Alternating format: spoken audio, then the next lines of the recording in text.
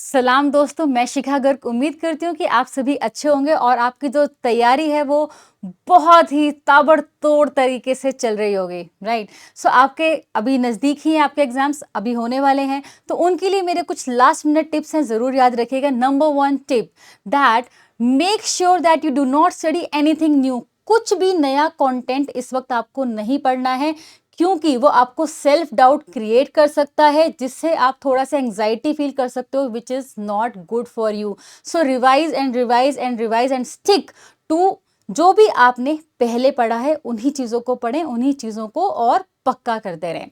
Number 2, take good care of your health. Health is wealth.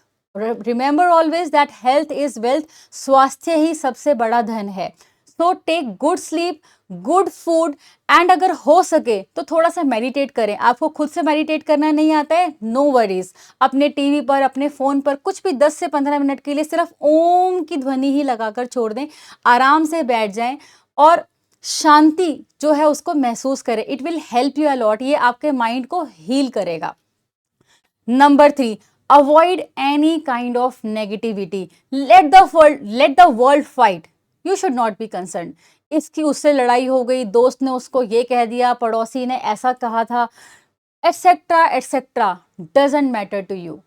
ये जो चीज़ें हैं आपको बहुत मेंटली डिस्टर्ब करती हैं। इस वक्त आपका जो एटमॉस्फेयर है वो पीसफुल होना चाहिए।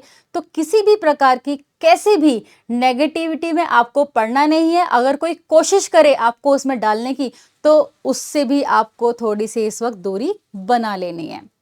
नंबर 3, मेक योर सेल्फ काम।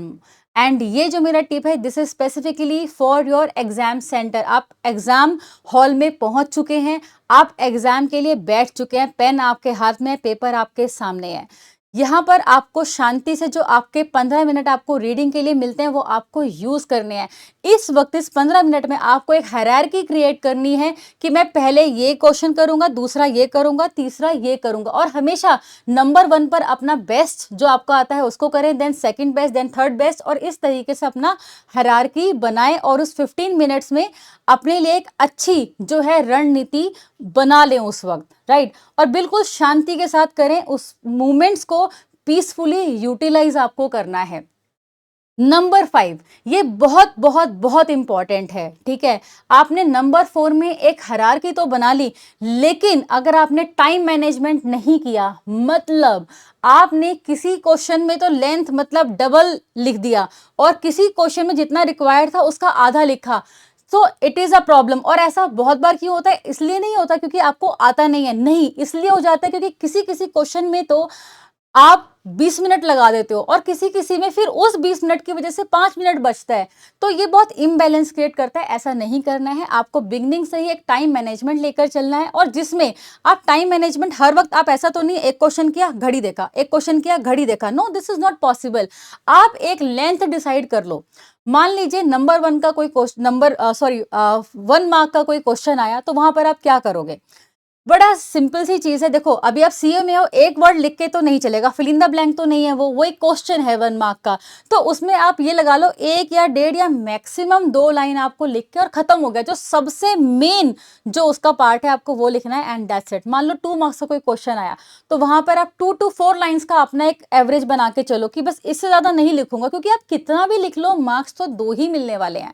सो इस तरीके से डिवाइड कर दो। जैसे फॉर एग्जांपल मान लो कि 5 मार्क्स का क्वेश्चन आ गया। अब कुछ बच्चे क्या करते हैं, 5 मार्क्स में जिसमें तो कंटेंट बहुत सारा होता है ना, उसमें पेल के लिखते हैं, पूरा 2 पेज भर दिया, लेकिन जिसमें नहीं आता आधे पे रुक जाते हैं, ठीक है? या फिर मतलब किसी किसी में उनको ऑलमोस्ट सभी में अच्छे से आता है, लेकिन तब भी कुछ क्वेश्चंस में उनको कम लिखना पड़ता है, क्योंकि पहले 2 3 4 में तो स्टार्टिंग में लिखते गए 2 पेजेस भरते गए, 1.5 पेज भरते गए, ठीक है? एवरी लाइन काउंट्स, हाँ, एवरी लाइन मैटर्स।